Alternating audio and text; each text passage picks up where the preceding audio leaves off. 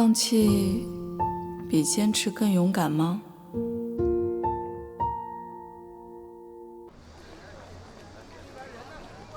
哎，老安，怎么样？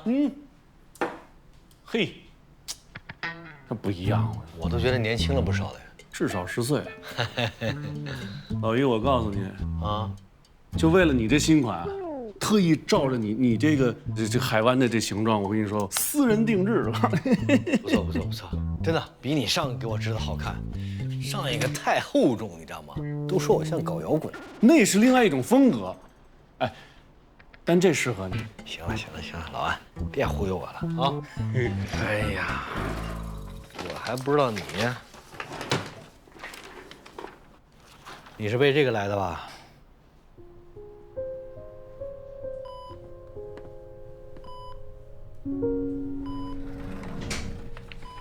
哎，你谁呀？干嘛呢？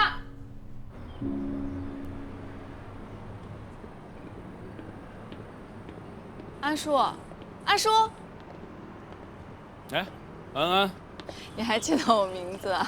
我当然记得了，咱俩名字里都有一安字儿，所以也算半个本家。哎，不，你怎么在这儿工作啊？哦，我在艺宿工作。最近呢刚好和这个羽毛球馆有一个合作，今天就过来了。宋三川今天好像不在队里，您过来时，我就是趁他不在才来的。这臭小子闹着要退役。之前吧，他也偶尔闹过几次。嘿，这回当真了，退役申请都交了，那还得了吗？直接要过来，当着他教练面我给撕了。申请撕了还能重新写，劝他坚持的话也只是不痛不痒。安叔，您比较了解他，您觉得他这一回是真的放弃了吗？那个关于18平的心结，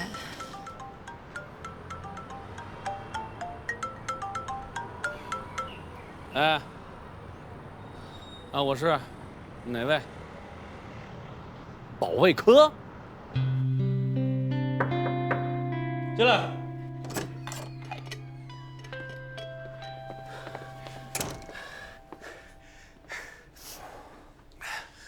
家里人怎么了？这是？他趁人病人出去检查，偷偷摸摸、鬼鬼祟祟偷人抽屉里的钱，看着3000块钱，人赃并获。我不是都说了吗？那钱不是偷的。你嚷嚷什么？是不是你偷的钱不是你说了算？待会儿病人做完检查，我们会来核实这个钱。组长，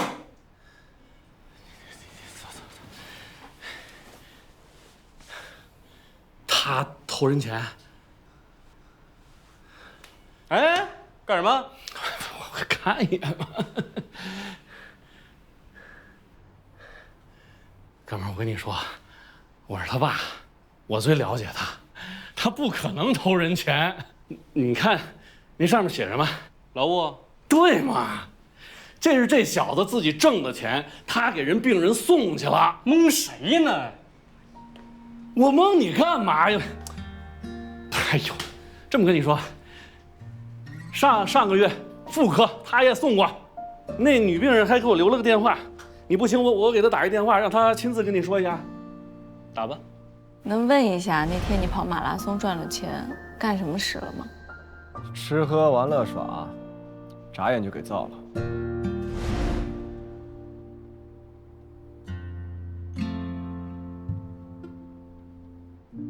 我先去开门啊。哎，散财童子，刚听安叔说病友群给你起了这么个外号，怪可爱的啊。你把我当笑话看是吧？不过我今天对你呢，确实有了新的认识。你知道路啊？那慢走不送。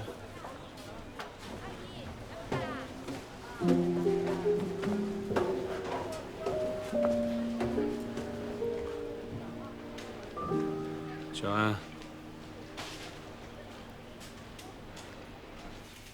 谢谢安叔。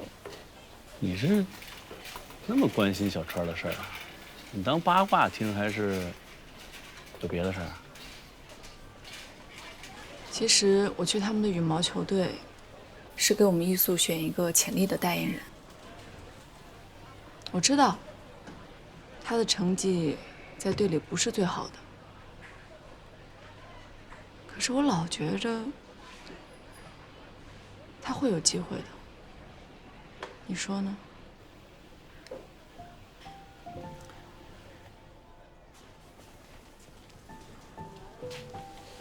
川儿他妈叫童露，以前也是个羽毛球运动员，技术特好。后来跟他同队的一个男队员谈恋爱，意外怀孕，生下了川儿。就生完孩子之后啊，就退役了。人退了，心没退，所以就把得冠军的梦想、希望全压在川儿身上。昨天比赛最后那个球根本就不应该出现失误，问题就出在这个脚上。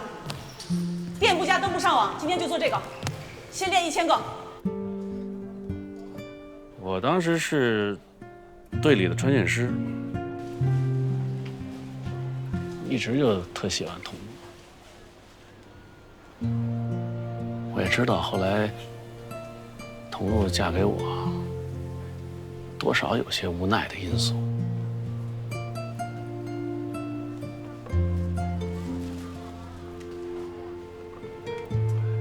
他是什么时候离开的15岁那年，川儿打一场特重要的比赛，决胜局，18比18。川儿呢就回头往看台上找他妈，那时候人就已经不在了。我估摸着就是那会儿，就落下在床上。他走得这么彻底吗？再也没有回来？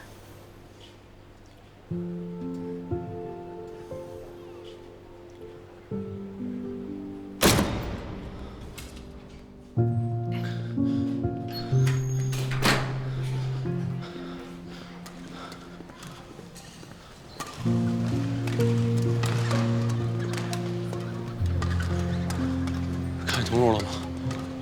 没看到。对不起啊，我还是怂了，不想最后难看的样子给最亲近的2个人看见。再说你也知道我，从来不是个负责任的女人。童露不在，不在。孩子想生就生了，婚想结就结了，现在就想趁最后的时间，去想去的地方看看。安从，如果说后悔，我最后悔的一件事，就是当年你进队，我第一个找你穿球拍，耽误你了。我那个房子留给你和小川，这点最对不起你。好歹再帮我养他3年，也就18岁成人了。我的病你别跟他说，耽误练球打比赛，万一我要能好呢，会回来找你们的。要是好不了，让他孝敬你，就算帮我补偿了。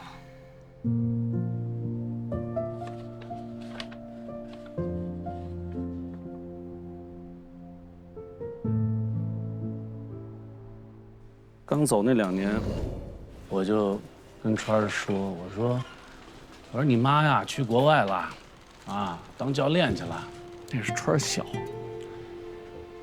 特天真就信了，觉得他只要能练出成绩来，就能见着他妈，玩命练，把所有的劲儿都使出来练，练得特好，这好的我们都觉得，这孩子那坎儿是不是过去了？其实根本没过去。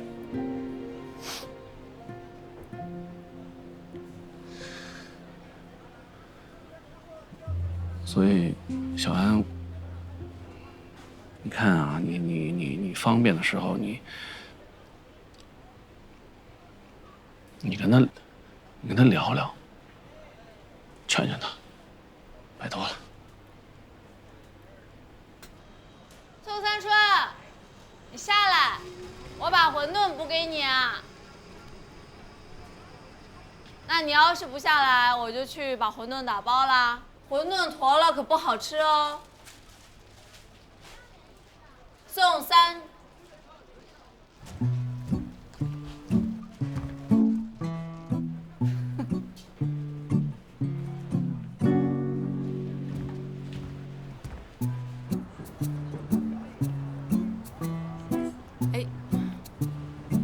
谢谢，老板。没有。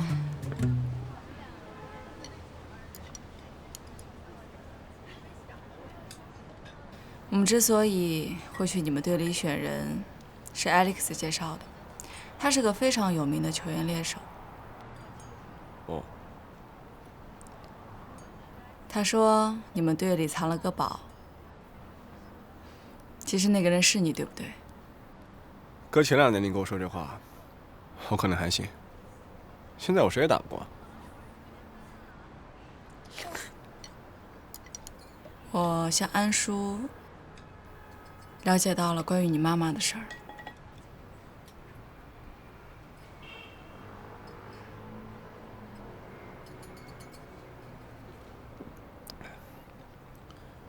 数他大嘴巴。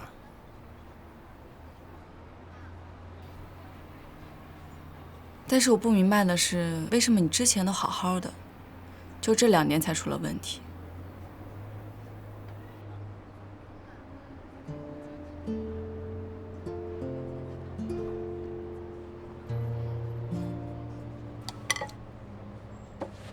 打羽毛球一直都不是我的梦想。那是同路的，我俩吵架吵得最狠的一次。我说，如果有一天我得了奥运冠军，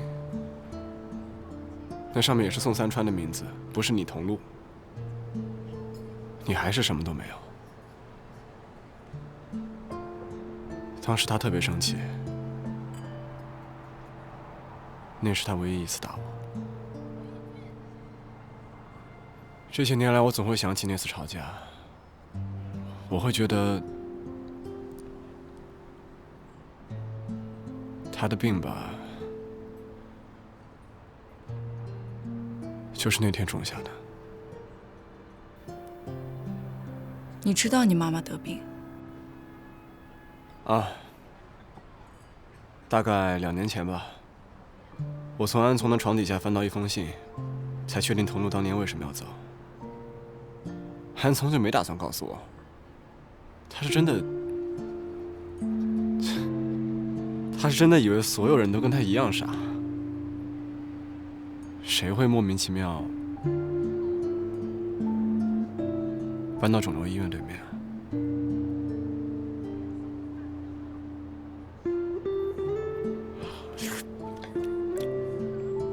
到后来，金毅就来了。不瞒你说啊，我说了你肯定也不信。在他进队之前，我都没被打出过18比18，没什么人是我对手的。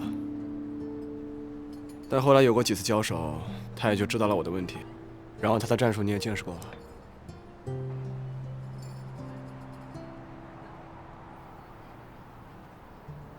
怎么能用这种方式赢比赛？这怪不得他。现在啊，我不仅输他，我还输别人，输多赢少，所以我应该不是你输的那块宝。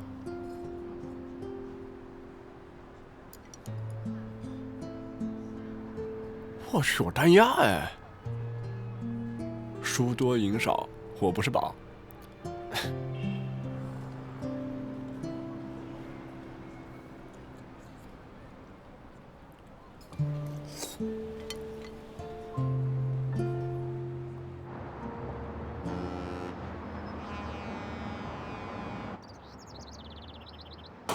宝宝呢？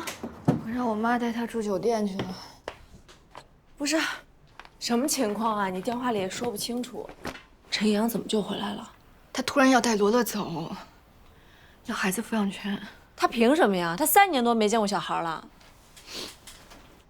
他说他们这几年开发了一个什么线上的 app， 拉到投资赚了点钱，说我现在没有稳定的工作，孩子马上就要上小学了，需要更好、更踏实的生活。他现在什么动作？说让我也找一个律师，约好了3天之后在律所见面，能达成一致最好，达不成就走司法程序。行，你这几天先去我家住，3天够了。行，太好了，你把他的微信推给我，我来加。谢谢啊，拜拜。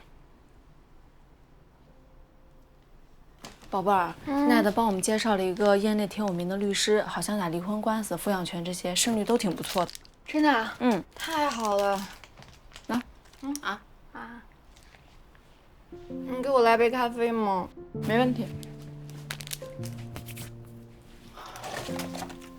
哎，你刚才说那个 Night 是你公司那暧昧对象吗？他前2天啊约我吃饭，突然跟我说想让我跟他去新加坡。啊？你不会真的动心了吧？怎么样才算动心呢？动心当然就是把这个人在你脑子里置顶喽。桌面弹出他的微信，你还没看，嘴巴就咧到耳朵根儿了。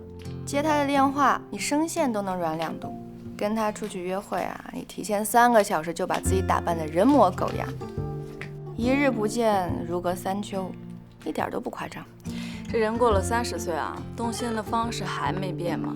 来，您的咖啡，请慢用。那可是爱情啊，姐姐，多少岁都一样。那完蛋了，我这压根儿没想过把他置顶啊。虽然呢，那冲动的爱情是很美好，可是吧，到了这个年纪，就是很难再遇到。Night这个人吧，虽然我跟他接触的时间不长，但是我觉得也挺舒服自在的。主要是吧，他突然跟我提出来让我跟他去新加坡，我就好像被按了一个加速键一样。别的不说啊，为爱离乡，一点都不像。你看看我，哎呀！行了，你别哎呀呀的了，我这都被你弄乱了，我都捋到哪儿了？罗乐的医学生父陈一阳，在其生母罗念哺乳期间，与同事暧昧不清，导致2人关系破裂并分居，于同年12月份完成了离婚。罗乐一直由女方罗念独自抚养。第一部分是罗乐出生到男女双方分居，孩子的所有的花销，我们都找到了相关的单据，还有证明照片。重点是第2部分，上面几张呢是你给他的转账记录，共计12000元，且算是你给孩子的抚养费。最重要的是，罗念作为一个自由职业者，为了独自抚养孩子，牺牲掉了自己的工作。误工损失费呢，我们没有材料可以证明，大概估算了一下，至少有10万元。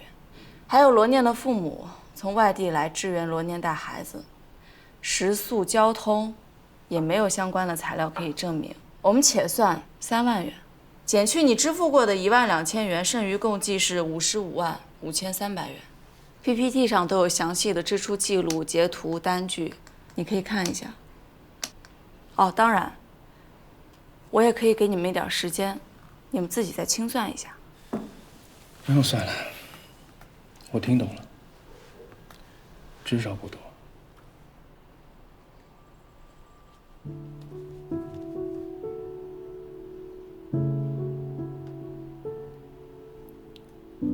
对于将近3年没有出现的你，罗乐对于你来说，不过就是长高了一点，变漂亮了，能说能跑。给你列这个 PPT 是想告诉你孩子怎么长到今天的。罗念付出的所有时间、辛苦和陪伴，不是钱可以计算的，也不是你用同等的价格就能买回来你作为爸爸的存在感。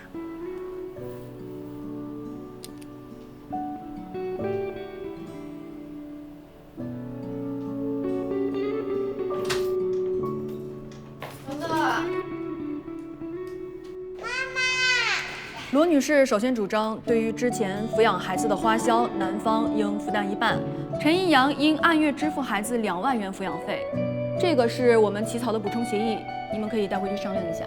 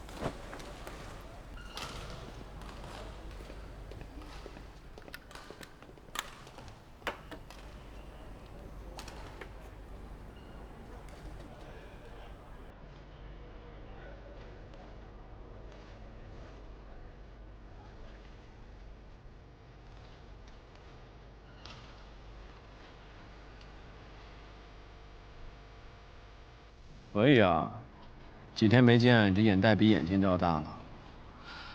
有没有一种可能是个卧蚕啊？那感觉你这个卧蚕，可能马上就要破茧而出了。有这么夸张吗？我才熬了2天的夜，就这么刮伤。我去年还不这样呢。哦，我还有事儿先走了啊，能不能麻烦你帮个忙啊？今天要是有人问起来，你就说我一整天都在队里。谢谢啊。你就这么明目张胆翘班？这2天没怎么睡，早上还去了趟律师行。哎，你去律师行干什么？你惹什么事儿了？我没惹事儿，是事儿惹我了。走了啊。哎，你等会儿，我送你吧啊，不会开车的。然后，你这疲劳驾驶啊，容易危害社会。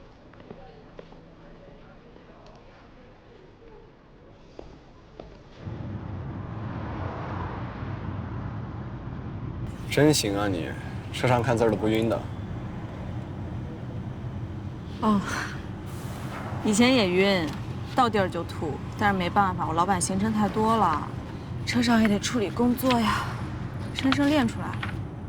你这打工比打球还累吗？我跟你说，这世上的事儿啊，想赢都难，想混都简单。不用挤兑我。大白天的也不好好练球，在这出来给我当司机啊你？可不是嘛，你是不知道，我刚申请了一个专车司机的资质，就当拿你练车了，可别跟队里说啊，不允许的。你知道你还敢？真不想打球了？运动员早晚有退役那天。哎，梁永安，你有没有一种事儿，就是其实你心里早就不想做了，可就是放不下？那不是舍不得，是害怕。以前我每天就是挥拍、步伐、体能康复，连晚上睡觉的时候，做梦都在复盘动作得失。可真要说明天开始不练了，害怕的是第2天睁眼，不知道该做什么。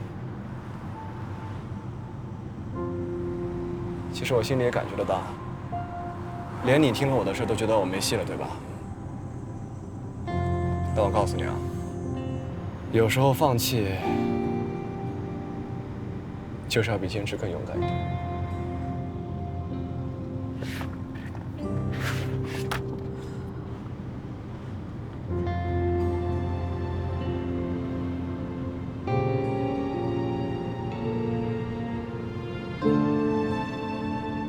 放弃真的比坚持更勇敢吗？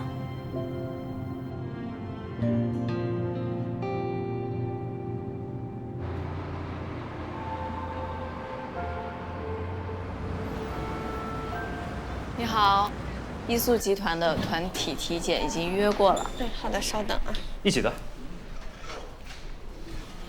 特意为了明宇你的时间，让他帮忙约到了一起。见你一面真是太难了。这家意大利餐不错的，正适合刚刚做完体检，超级饿的我们。真的特别巧，这家餐厅之前一直躺在我的收藏名单里，总是没有时间来。没想到离医院这么近啊！看来我的功课做得不错，你喜欢就好。是不是上次我说的那些话，让你有点躲着我了？完全没有啊！我不是跟你说了吗？最近工作真的很忙，咱俩不是还打了电话，聊天也没障碍啊。出来见面还是不一样的嘛。其实我今天就是想当面跟你解释一下，我不想由于我的太心急把你给吓跑了。这种事情确实也急不来啊。当然，我们还是要从恋爱开始的嘛。等时机成熟了，我们再考虑下一步。只是我觉得还是不要异地的比较好。你可以来新加坡。那为什么不是你回深圳呢？我现在在新加坡是销售总监级别的，而你现在在深圳只是总裁助理。而且到了那边，如果有合适的工作，你可以试着换换看。如果没有合适的，你想待在家里，我也 OK 啊。就像这些年，你想做一个事业型女性，发展事业，说不定过些年有了孩子之后，你想做一个全职太太呢。当然，我的意思是，以我的工作能力，完全可以让另一半有更多的选择自由。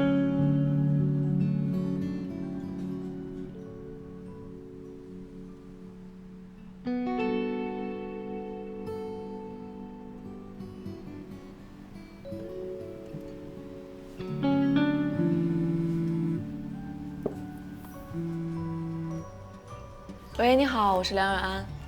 梁女士，你好。刚刚您在我们中心做了体检，彩超这部分有一些问题，医生希望您尽快回来，详谈一下。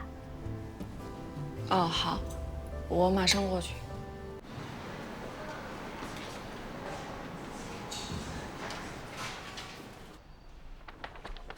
你平时是不是月经不太规律啊？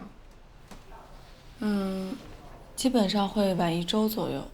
你看这个部分啊，就是子宫内膜异位囊肿，我们平时也叫巧克力囊肿，它是会影响到你的卵巢排卵的，每次来例假都会促使它生长，这个是会影响到以后怀孕生孩子的。你结婚了吗？通常像你这个年纪，如果结婚了，我们就会建议尽快怀孕。怀孕了，长时间不来例假，它就会慢慢萎缩了。但是你还没有结婚的话，你看是否要做个手术把它取掉？你别太焦虑，医生都说了，这病算常见。医生还说了，说最好啊，怀个孕，生个小孩就解决了。那这不是 B 超单啊，这是催婚催孕符呀！你说这是不是老天爷在提示你啊？突然从新加坡回来一个 NET， 各方面条件也还都不错，你又查出这么个小问题，靠生孩子就能解决。梁永安，有可能今年就是你的红鸾星动乐结婚运上了呀？是吗？我觉得你还是慎重考虑一下NET。哎，正好周末我不是搬家吗？你干脆把他一块叫过来，我也顺便感谢一下人家帮忙介绍律师。那就这么说定了，周末叫上NET一起，我帮你把把关。行。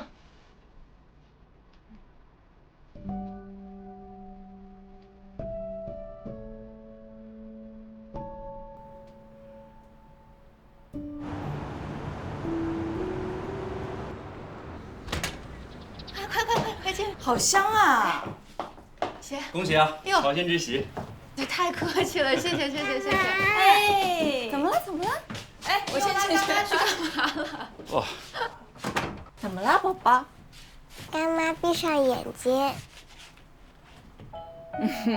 你要干嘛呀？你要给我看什么好东西啊？宝宝，我能睁眼了吗？可以啦。哟，干嘛？别眨眼哦！见证奇迹的时刻到了，3、2、1。呀，怎么变出了一个小饼干呀？干干妈吃大的，我吃小的。好，干杯！干杯！太棒了！来，哇，小心衣服啊！哇，这些都是你做的啊？是。听有安说你是非常厉害的营养师啊。哎，平时帮人做的那个减脂餐和增肌餐比较多，你尝尝会不会淡？好，我平时也是比较喜欢吃点健康的。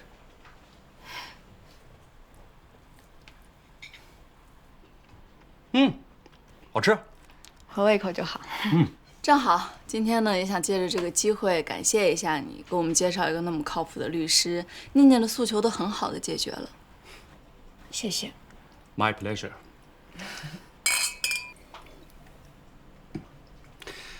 不过说到陈律师，我觉得还是有必要感谢他一下。当然，其实我们也在考虑要不要送个小礼物，想问问你送什么比较合适。这些啊，你们就不要管了，我来挑。毕竟我跟他关系比较近，我送他的话，算是情谊。那多少钱？你到时候告诉我，那钱肯定不能让你花呀。钱是小事，但是情谊的事情得情谊还。是吧，有安？你说我啊？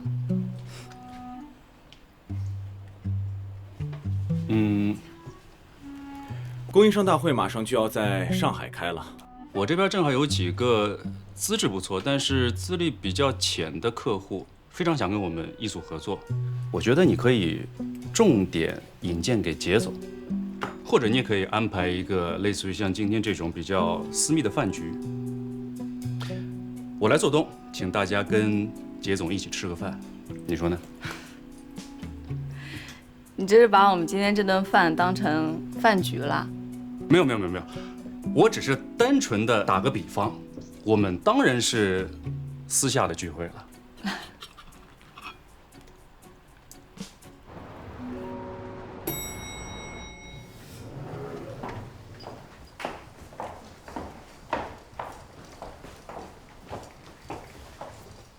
我到家了，谢谢你送我回来。不请我进去坐坐？酒喝多了，想喝杯水。好，你先坐，我去帮你弄一杯水。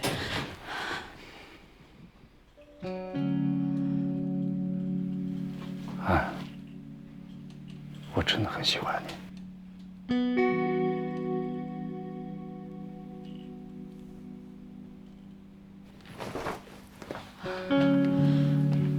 不好意思，我有点累了，想先休息一下。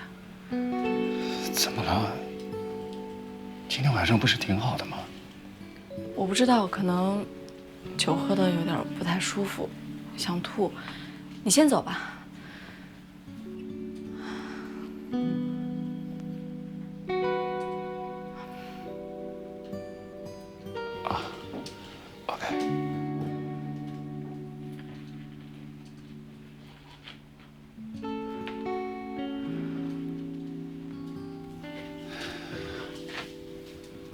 不好意思，我真的得去趟洗手间，麻烦你走的时候帮我把门带一下，谢谢。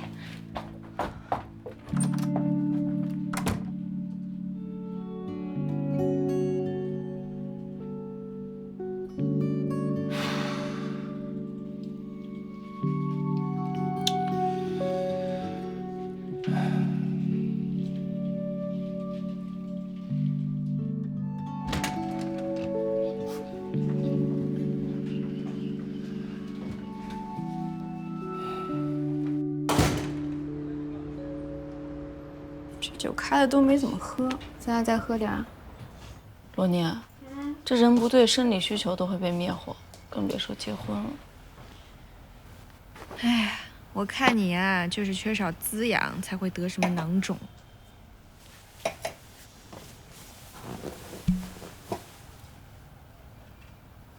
怎么办呀？你说？是啊，人呢到了年纪，连身体都给你报警了。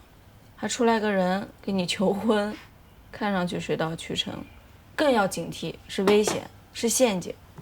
但是说真的，就他，刚刚在饭桌上那种不加掩饰的算计感，是有点让人下头啊。你懂我？还把私人感情掺和到工作里，我真来不了。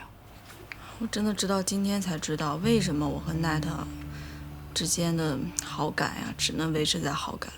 之前我总觉得到了这个年纪，找一个恋爱对象，就像玩跷跷板，找一个重量相当的是前提，不然呢，就会一个坠在地上岿然不动，一个悬在半空中没有半点安全感。那，你和那个奈特，算是一个重量级的吗？你觉得哪儿不合适？是啊，他这次回来的确变主动了，但是也让我感觉两个人之间更加消耗了。两个人呢都要时刻保持着自己的分量，还要时不时的掂量掂量对方的轻重。说白了，就是谁都不愿意毫无保留。玩跷跷板呢，最怕的就是一个人被忽悠到了半空中，另一个人陡然离场，把你重重的摔在地上。你怎么这么多歪理邪说呀？我觉得你是不是把谈恋爱这事想得太复杂了？好，那你说谈恋爱是什么？喜欢一个人，心动难耐，然后呢，被多巴胺蒙住了双眼，跟着他走进了一间名为亲密关系的黑屋子里。吧唧，灯一开，亮在你眼前的才是真相。是惊喜还是惊吓，谁都不好说。但是至少，今天晚上奈特那间屋子里啊，贴的密密麻麻，全是账单，我受不了，没劲。没劲。哎，但是你关于跷跷板那理论，我不同意啊。你就是没遇到对的人，但凡遇见对的人了，你根本就不会想玩跷跷板这种连手都拉不着的项目，你就想玩相扑，就是那种24小时肌肤相亲的厮把在一起的那种。哎，你把我说的，我有点激动了。行，我决定了。这2个月忙完，我就休个年假，把我手术做了。哎，我真要是做瞎了，我那遗产就留给罗乐了，换他一个替我养老送终，不过分吧？没有遗产也送终，那我还怕什么呀？见相扑。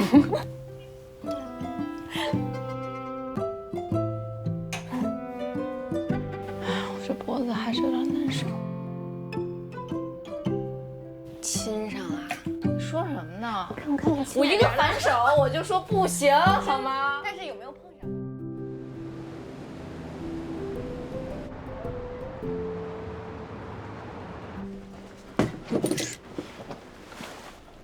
你怎么找到家里来了？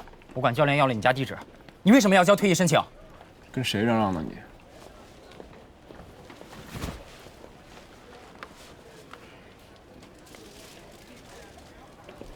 退役申请还没批呢，我主动走，总好过合同到期被开吧。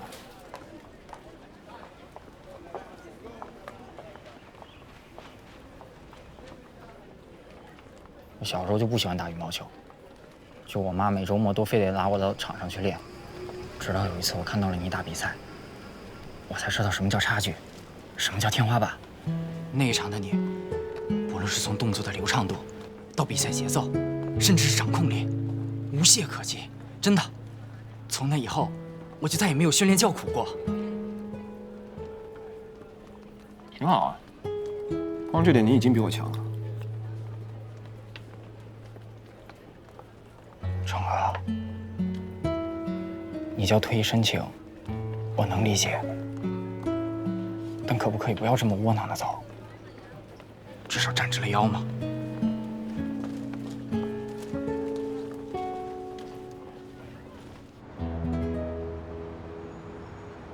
说这盒子里都装的什么呀？哎，早。这一早奈特亲手送来，亲手放在桌上。我就说他那天为什么问你体检的事，还让我约一起，你俩就是不是？快拆开看看是不是花了。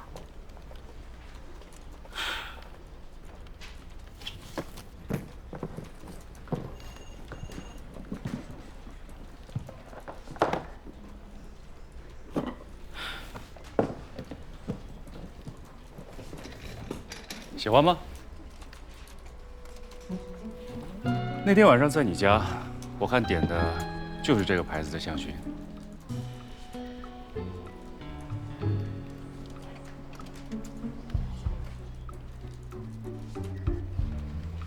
聊聊，我不明白你今天送这个东西什么意思。我只是单纯的觉得你会喜欢，想送给你。如果是这样的话，你为什么不寄到我家或者私下给我？抱着那么大一个礼盒，进办公室都挺费劲吧 ？OK， 我承认，我确实想让别人对我们的关系有所察觉。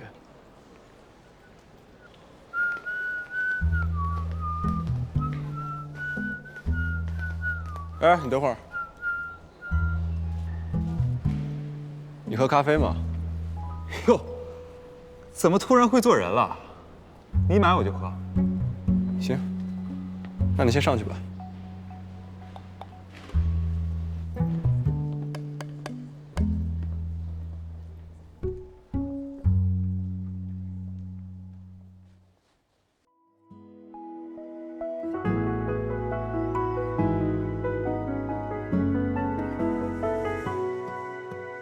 如果不将世俗当理，让感情肆意而不再逃避，眼前的路要不要走下去？如果所有理性和感性最后都发现答案是你，要有多坚定能换你也相信？我们总想着应该怎么做才不会出错，那小心翼翼